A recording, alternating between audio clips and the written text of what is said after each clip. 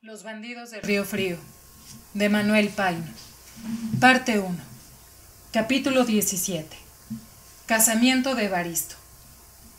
Apenas había salido Casilda del umbral de la puerta, cuando Evaristo se levantó de la silla. Su primer ímpetu fue detenerla y reconciliarse con ella, pero se detuvo y vio con una especie de terror y de sentimiento alejarse aquella mujer que andaba lentamente, como empujada con esfuerzo por el viento delgado y frío de la noche. Al fin Casilda había sido su primera querida, lo había acompañado en los días de infortunio, lo había amado a su manera, sin palabras dulces ni frases mentirosas que no sabía decir ni le permitían su educación y poca cultura, pero en los hechos, económica, fiel, sirviéndole de todo al pensamiento, había sido en la extensión de la palabra lo que se llamaba una buena compañera. Despedirla así, con groseros ultrajes, con una paliza como se la da un carnicero bruto al perro que le roba un hueso. Esto no era justo, no era bueno. Evaristo, bien a su pesar, tuvo que reconocerlo en los pocos momentos que permaneció como una estatua apoyado en el marco de la puerta. Pero brevemente se operó la reacción. La carita alegre y simpática de Tules, con su armador blanco, su pelo negro bien peinado y sus enaguas muy almidonadas y limpias, se le presentaron delante de la sombra que se alejaba y que se confundió a poco entre la oscuridad de la noche, entre la espesura de los árboles y los murmullos del río, que corría tranquilo, sin preocuparse de la dolorosa e inicua escena que había pasado cerca de sus orillas. La ambición entraba por mucho en el ánimo del tornero. Suponía que, casado con Tules, tendría la protección de Agustina, y quizá del conde mismo, que no lo miraba ya tan mal desde que rezanó el marco de su escudo de armas y las molduras flamencas de un mueble antiguo. Y en alguna ocasión se dejó decir que sería necesario enviarlo a las haciendas, donde había multitud de cosas que reparar en las habitaciones. Con estas ideas, echó, como quien dice, tierra a su conciencia. Cerró la puerta, apagó la luz y se acostó en su frío y solitario colchón, diciendo: Casilda ya no volverá. Mejor. Al fin logré aburrirla, y en un tris estuvo que no la matara o la volviera a llamar. Se volvió del otro lado, se acomodó en los pliegues de su jorongo y a poco roncaba sin que pesadillas ni remordimientos turbasen el sueño de este réprobo. Al día siguiente se levantó, se fue a desayunar al cabrio. A sus vecinos, en la tienda y en la barbería donde se fue a afeitar, dijo que su mujer, pues Casilda pasaba por tal, se había adelantado y que él iba también a establecerse a México, donde tenía muchas obras de tornería que le habían encomendado. Así nadie supo lo del escándalo, que era lo que deseaba.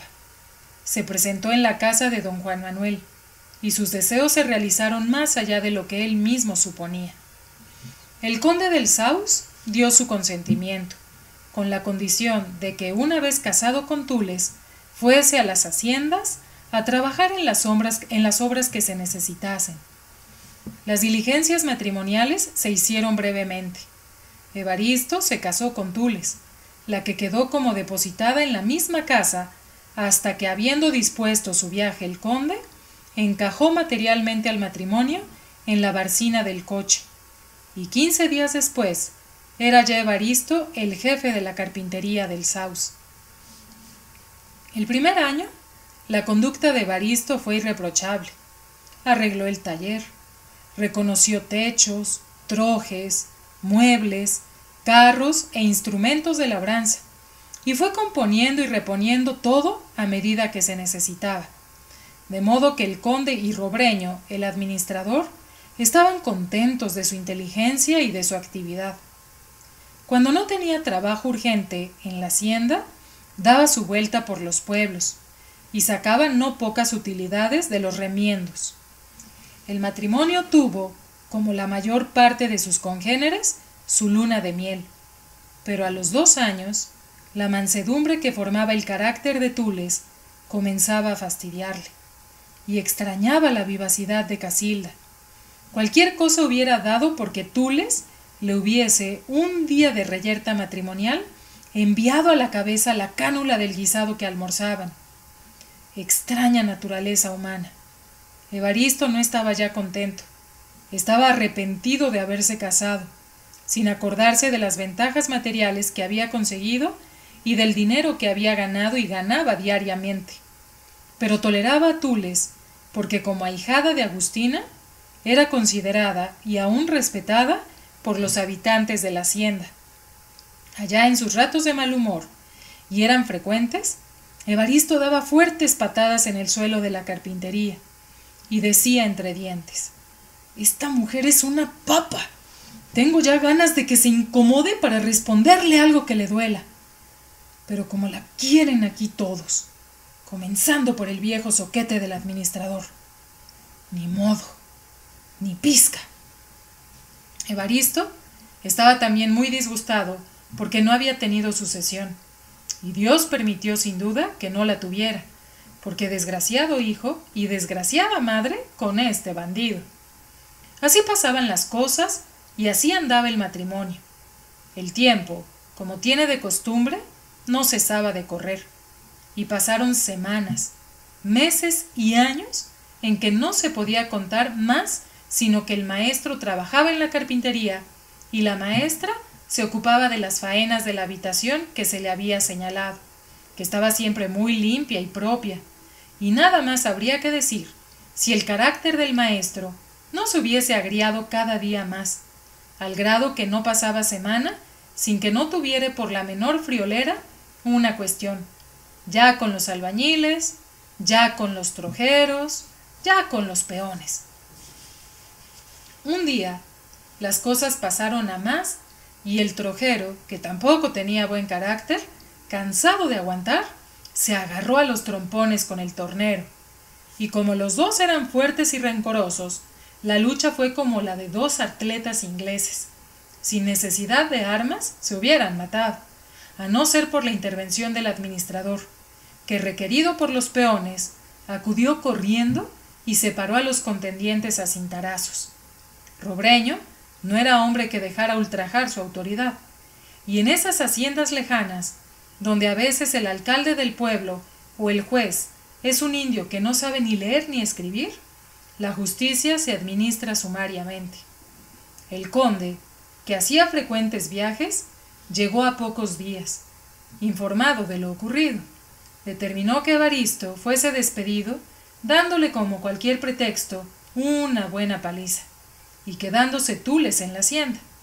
Pero la buena, la sencilla Tules intervino, calmó la cólera del conde y manifestó la resolución de seguir a su marido.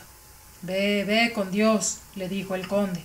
Si es tu voluntad, allá te las avengas, pero nada bueno te ha de pasar, porque tu marido es hábil, no se puede negar, pero malo como Judas. Ya me lo han contado todo. Evaristo y Tules, por la favorable intervención de Robreño, abandonaron pacíficamente la hacienda, aprovechando la ocasión de unos carros que se mandaban a México con un cargamento de botas de sebo y sacos de lana. Con los dineros que juntaron, que no eran pocos, pues tuvieron casa y comida, y se puede decir vestido, por los regalos que con frecuencia les enviaba Agustina y la condesita. A su llegada a México, se alojaron en el mesón de San Dimas de la calle de las Moras, y lo primero que hizo fue prohibir a Tules que fuese a ver a su madrina, y la advirtió que el día que la viese siquiera por la calle de don Juan Manuel, le daría muchos golpes. Desde que fue echado de la hacienda, concibió un odio profundo contra todos los de la casa, tuviesen o no la culpa, que no era más que suya. Él, como de costumbre, comenzó a gastar dinero en hacerse calzoneras con botones de plata, fino sombrero y lujosas tosquillas, y todo su afán era encontrar a Casilda para juntarse con ella. Recorrió mercados, tiendas, paseos de la Viga y Santa Anita para ver si la casualidad le proporcionaba un encuentro. Hizo las más minuciosas indagaciones. La buscó hasta en la cárcel de las mujeres, por si por algún delito hubiese entrado allí, pero todo sin resultado. Casilda había desaparecido, o tal vez se había marchado al interior. Estaba resuelto a juntarse con Casilda por bien o por mal. Continuaba en sus indagaciones y no perdía la esperanza. En caso de que se realizasen sus deseos, ¿qué haría con Tules? Su mujer legítima, tan honrada, tan buena, tan sufrida. ¿Quién sabe? No tenía un plan fijo. ¿Matarla? Eso no. Las cosas no llegaban a tanto. ¿Aburrirla como aburría a Casilda? Era difícil, porque tenía miedo a los de la casa de don Juan Manuel. Tules, en un descuido, se refugiaría con Agustina. El conde mandaría a la cárcel al recalcitrante carpintero, y ya era otro el gobernador del distrito. Precisamente le picaba de aristócrata, era toda hechura del partido monarquista. En estas y en las otras, el dinero se iba volando, y Evaristo tenía la experiencia de la miseria. Pensó que era tiempo de trabajar, y de que la pobre Tules saliese del rincón del sucio cuarto del mesón de San Dimas, donde se pudría de tristeza. Evaristo se echó, como se dice, a buscar casa, pero como las del centro eran de renta muy subida y los propietarios le exigían fiador del comercio, tuvo que contentarse con el local de la Estampa de Regina, que para sus planes y trabajos le proporcionaba muchas comodidades. Compró un torno, los mejores instrumentos que pudo encontrar, maderas de todas clases, los muebles y trastes necesarios para la casa, y finalmente se instaló allí en compañía de Tules, surtida abundantemente de ropa interior y exterior que había traído de la hacienda. Si otro hubiese sido el carácter de Evaristo, habrían vivido muy dichosos. Pasaron mucho tiempo en la vecindad como el tipo feliz del matrimonio del artesano hábil y honrado. ¡Qué engaño! Ya se dejará entender que mientras pasaron los sucesos que acabamos de referir, se desarrollaron en la calle de don Juan Manuel los muy dolorosos e importantes que ya sabe el paciente y curioso lector. La buena o mala suerte, más bien la mala, guió los pasos de la viejecita trapera por las calles tristes y solitarias de la gran ciudad, hasta que se detuvo, como en un puerto de salud, en la Estampa de Regina. Y allí no tuvo más remedio que entregar al nieto del muy poderoso señor don Gaspar Melchor y Baltasar, conde del Saus, al hijo de la hermosa condesita que compró la maravillosa almohadilla al verdugo de Casilda, al marido de Tules, al hábil artesano Evaristo el Tornero.